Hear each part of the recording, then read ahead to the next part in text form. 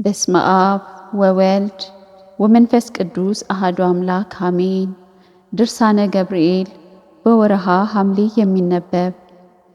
አንድ አምላክ በሚሆን በአብ በወልድ በመንፈስ ቅዱስ ስም አምነን በአገዛዝና በቅድምና አንድ የሚሆን ከመታሰቡ አስቀድሞ ሁሉን መርምሮ የሚያውቅ በየዓመቱ ክረምትን የሚያዝ ሰማይን በደመና የሚሸፍን ምድርንም በልምላሜ የሚሸፍናት የባህርንም ውሃ በፍኙ የሚለካት የብስን በስንዝሩ የሚለካት ለሱ እጅ መንሻ ይገባል።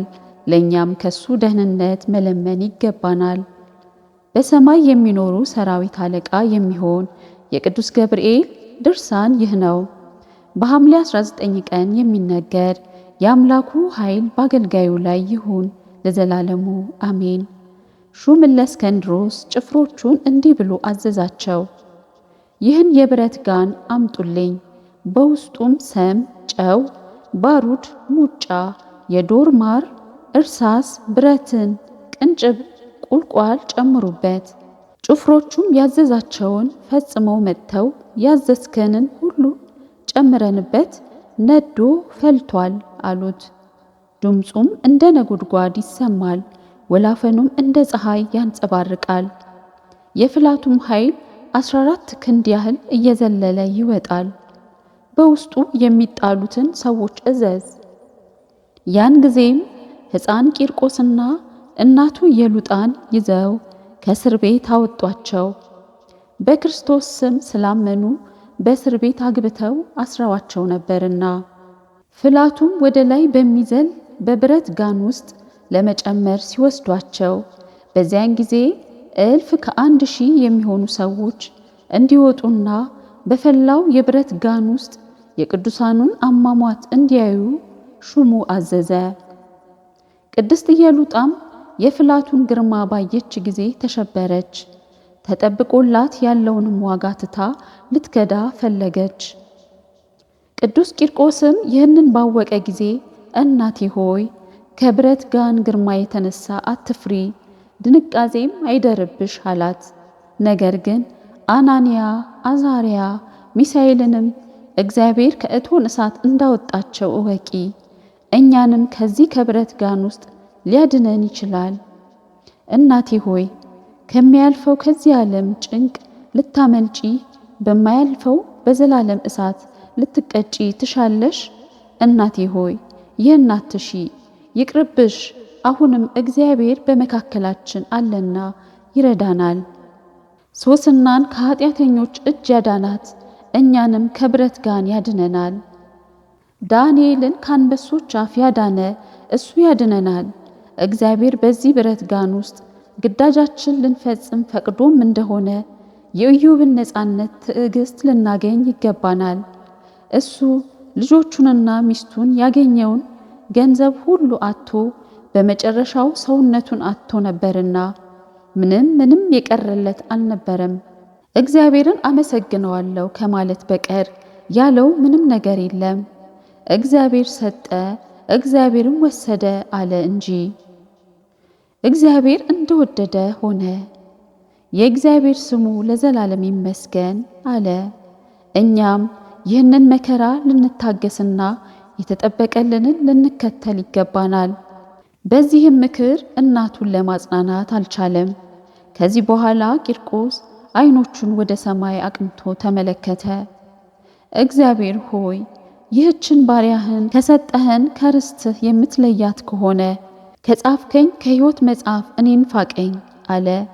አቤቱ ይህንን ነገር ልታደርግ አይገባህም። አቤቱ እርሻውን ልታቃጥል ፍሬውን ልትባርክ ትወዳለህን? አቤቱ እንጨቱን ቆረጡና አንድዱት፣ ቅጠሉን ጠብቁ ብለህ ልታዝ አይገባህም። እንጨቱንም ቅጠሉንም ጠብቁ ብለህ እዘዝ እንጂ ይህ አይገባህም። ያመነብህ ሁሉ ይህንን ያይ ዘንድ ማዳን የሚችል አምላክ ኑሯቸው ቢሆን ከዚህ ከእሳት ባልሸሹም ነበር ብሎ እንዳይጠረጥር፣ ዲያብሎስ ከባለስልጣኑ ይልቅ እኔ በረታው ቅዱሳኑንም ድል ነሳኋቸው ብሎ እንዳይመካ ይህንን ጸለየ። ከመንጋውም አንድ በግ ቀማሁ እንዳይል አቤቱ የኃይል መንፈስ ለእናቴ ስጣት አበርታት። በዚህ ጊዜ ዲያብሎስ ከሷ ሸሽቶ ሄደ። ከዚህ በኋላ ቅድስት እናቱ እንዲህ አለች፣ በመንግሥተ ሰማያት አባት የሆንከኝ ልጄ ሆይ ጌታህ ኃይል ሰጠኝ። የሚጠብቀንን ገድላችንን እንፈጽምና ድል እንንሳ አለችው። የብረት ጋኑንም ሲነድ ሳየው በምንጭ ላይ በስቶ እንደሚወርድ ጠል ሆኖ አየዋለሁ። ቅዱሳኑም ይህንን ሲነጋገሩ አንስተው ከብረት ጋን ውስጥ ጨመሯቸው። በውስጡም አንገትን የሚቆለምም፣ ልብን የሚያጣምም፣ ሆድን የሚሰነጥቅ፣ ስርን የሚበጥስ መሳሪያ አለበት። ከዚህ በኋላ ሊቀ መላእክት ቅዱስ ገብርኤል ከሰማይ ወረደና የብረት ጋኑን እሳት አጠፋው። ከቅዱሳኑም አንዱ እንኳን ሳይነካው የብረቱ ጋን ማቃጠሉን መፍላቱ ጸጥ አለ። አሁንም ወንድሞቻችን በጭንቃቸው ጊዜ ከሰማዕታትና ከጻድቃን ወገን እንዳይለይ እወቁ፣ ገድላቸውን እስኪፈጽሙ ድረስ። እግዚአብሔር ኃጢአታቸውን ይቅር ይላቸው ዘንድ ለኃጥአንም ወደ እግዚአብሔር ይጸልይላቸዋል።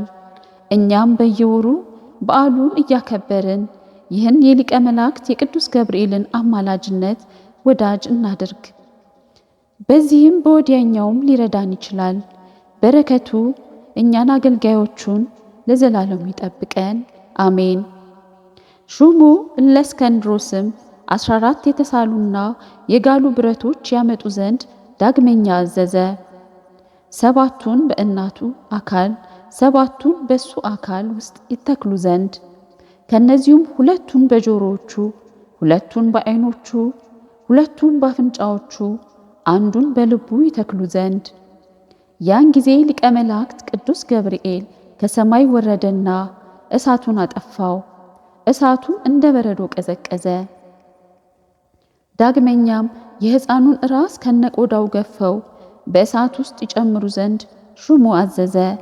ዳግመኛም መልአክ መጥቶ ይህንን መከራ ከሱ አራቀለት። ዳግመኛም በመቃን ውስጥ ጨምረው በገመድ እንዲሰቅሉ ታዘዘ። ከዚህም መልአክ አዳነው። ልመናው እኛ ሁላችንም አገልጋዮቹን ይጠብቀን ለዘላለሙ አሜን። የሊቀ መላእክት የቅዱስ ገብርኤል ታምር ይህ ነው። ልመናው ከአገልጋዮቹ ጋር ይሁን ለዘላለሙ አሜን። ሕዝቡም ይህንን በሰሙ ጊዜ እግዚአብሔርን አመሰገኑት፣ ቅዱስ ገብርኤልንም አመሰገኑት። ከዚህ በኋላ ምሰሶዎች አቆሙ፣ በቤተ ክርስቲያኑም ውስጥ አኖሯቸው። ዳግመኛ ሰይጣን በሽማግሌ መነኩሴ አምሳል ተመስሎ ታየ። ዕድሜውም 100 ዘመን ያህል የደረሰ መስሎ ታየ። መጥቶም ወደ ሰራተኞች አናጢዎች አጠገብ ቀርቦ የዚህ ቦታ ኃላፊ ማን ነው ብሎ ጠየቃቸው። እነሱም አውር ይባላል ኃላፊው አሉት። ተነስቶ ወደሱ ሄደ። በጎዳናም ሲገሰግስ አገኘው። ከሱ ጋር ይሄድ ጀመር። አንድነትም ሲሄዱ ሳለ ሰይጣን ከምድር ላይ በግንባሩ ወደቀ። ያረጀ ሽማግሌ ነው ይሉት ዘንድ በልቡ አስቦ ወደ አውርም በቀረበ ጊዜ እንዲህ አለው፣ ልጄ ሆይ ሽምግልናዬን የአፍለኛነቴን ዘመንም ማለፉን ተመልከት። ዓይኖቼም ፈዘዋል፣ ጉልበቴም ደክሟል። የቤተ ክርስቲያኑን ሥራ ከሚሰሩ ከኒህ ከሰራተኞች ጋር ቀላቅለኝ አለው። አውርም ስለሱ እጅግ አዘነ። አንተስ ከዚህ ተቀመጥ፣ እኔ እረዳሃለሁ፣ የምትሻውን ሁሉ አላሳጣህም አለው። ሽማግሌ መሰለው ያ ሰይጣን ግን አውርን እንዲህ አለው፣ ልጄ ሆይ በከንቱ ሥራ ፈቶኝ ልቀመጥ አልችልም፣ አይገባኝም። እኔስ እግዚአብሔር እንዳይፈርድብኝ ሥራ እየሰራሁ እመገባለሁ። አንተ አሁን መድከሜን ታያለህ። ለእግዚአብሔር መገዛት አንድ ቀን እንኳን አላቋርጥም። በትጋት ደክሜ እየሰራው ድሆችንና ጦም አዳሪዎችን መግባቸዋለሁ፣ የተረፋቸውንም እኔ መገባለሁ። መነኩሴ ለራሱ የበለጠ ዕድል ሊፈልግ አይገባውም። በውጭ ጣፋጭ በውስጡ ግን ክዳትን የተመላ ተርታ ከሆነ ከቃሉ አነጋገር የተነሳ ሕዝቡ አደነቁት። አውርንም የሚለውን መልሶ ጠየቀ። አውርም ሰይጣኑን በቤተ ክርስቲያን ማድጋ ውሃ ሙላ አለው። ሰይጣንም በማድጋ ውሃ ይመላ ዘንድ ውሃውንም ተሸክሞ ሲሄድ ከቤተ ክርስቲያኑ በር አጠገብ በደረሰ ጊዜ ማድጋውን ጥሎ ይሰብርና ውሃውን ያፈሰዋል። ራሱም እንዲህ ይላል፣ ከባህሩ ላይ ማድጋውን የሰበርኩት እንደሆነ ሸክማቸው የቀለለ ወደል ጋዞች ባዶ እጃቸውን ይሄዳሉ። የውሃውም ምንጭ ትንሽ ነው፣ ከገዳሙም ብዙ ሩቅ ነው። እነዚህም እንስሳዎች ውሃ ከመሸከም የተነሳ ኃይላቸውን አዳክማለሁ፣ ወዲያና ወዲህ እንዲራወጡ አረጋቸዋለሁ። እንግዲህም የውሃው ፍሳሽ ይደርቃል። ከዚህም ቀጥሎ የቤተ ክርስቲያኑን የግንብ ሥራ እንዲቋረጥ አደርጋለሁ። ውሃ ካልተገኘ ይህ ቦታ በምን ይሰራል አለ። እንዳሰበውም አደረገ። ሰራተኞችና ኩሊዎቹ በሱ ላይ አንጎራጎሩ፣ ውሃም እንዳይሞላ ከለከሉት። ስለ ውሃውም ፈንታ ለአናጢዎች ድንጋይ እንዲያቀብል አደረጉት። ይገላቸው ዘንድ በሰራተኞች በራሳቸው ላይ ድንጋይ ይጥልባቸው ጀመር።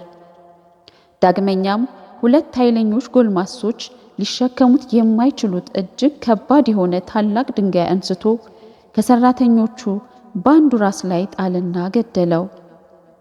ያም ድንጋይ ሰው ከገደለ በኋላ እየተገለባበጠ ሲወድ 2 ሌሎች ወንዶች አቆሰለ። ያም ሰይጣን በክፉ ስራው ሰው እንደሞተ ባየ ጊዜ ያን ጊዜ ሽማግሌ ሰው መስሎ የነበረው ሰይጣን አሰምቶ ጮኸ፣ በዚህ ቦታ ግፍ መስራት፣ መቀማት፣ ነፍስ መግደል አለ። ዛሬስ የቤተ ክርስቲያኑን ሥራ መተው በተሻለችው ነበር። ከቶ የእግዚአብሔር ፍጥረት ከሚጠፋ የቤተ ክርስቲያን ሥራ ቢቀር ይሻላል። ይህንንም እንዲህ እያለ ሲናገር የንጉሥ የጭፍራ ሹም መጣ፣ ብዙ ሰራዊትም አስከትሏል። ሽማግሌ መስሎ የታየው ሰይጣን ግን ፈጥኖ ሄደና በሹሙ ፊት እንዲህ እያለ ሰገደ።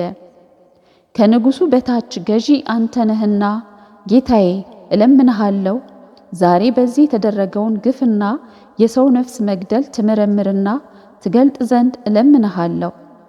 ሰራተኞችና አናጢዎች በአንድ ደካማ ሰው ላይ ባድማ ተነስተው በታላቅ ድንጋይ ገደሉት፣ ሬሳ በዚህ ወድቋል አለ።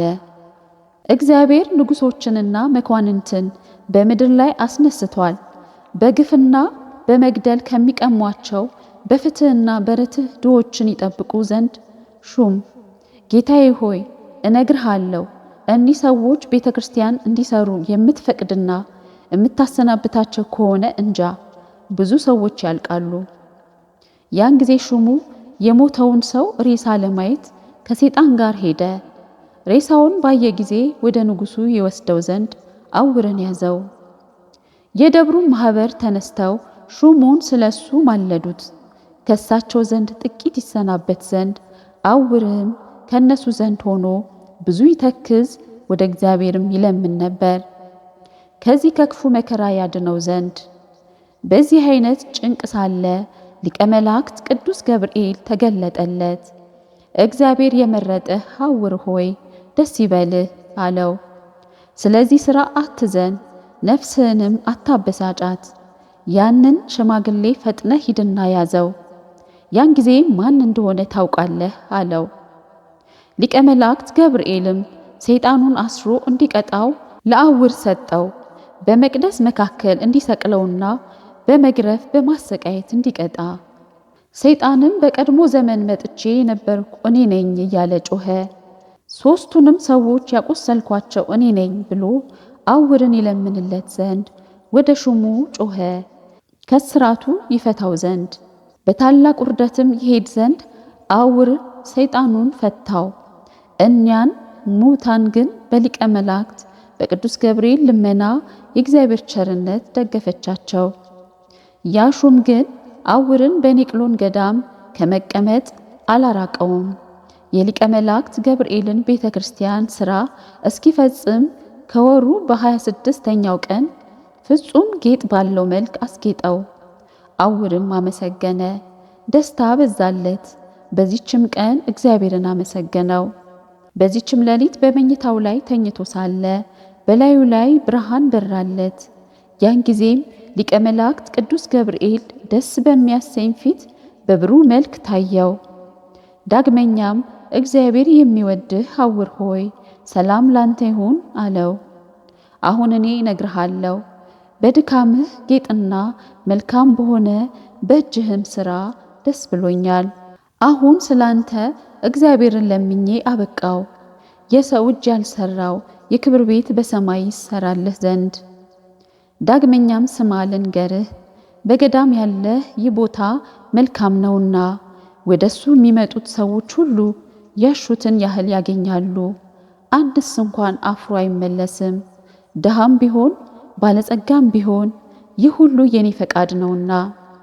ፍቅር በሌለበት ቦታ ሁሉ የእግዚአብሔር በረከት ከሱ ትርቃለች።